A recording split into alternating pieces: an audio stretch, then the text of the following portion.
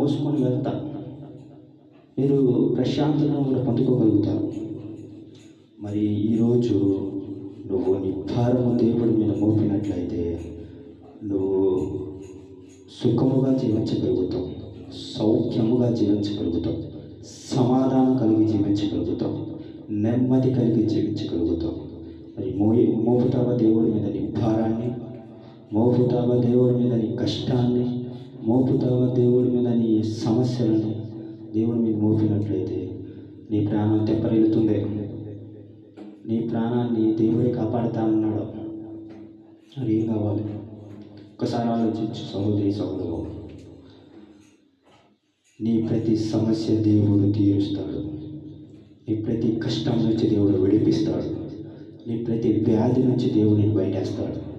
నీ ప్రతి అప్పు నుంచి దేవుడు నిన్ను అప్పు ఇచ్చేవాడిగా ఉంచుతాడు, కానీ అప్పు చేసేవాడిగా ఉంచడని వాగ్దానం చేశాడు.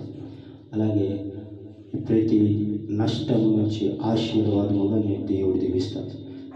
ప్రతి కష్టంలో నుంచి దేవుడిని బయటికి తీసుకొస్తాడు. ప్రతి అవమానము నీకు అద్భుతంగా మారుతుంది. ఒకసారి ఆలోచించు. నీ ప్రయాస ప్రభువునందు పడినట్లయితే, నీ భారము ప్రభువు మీద మోపినట్లయితే ఆయన నీకు నెమ్మదినిస్తాడు.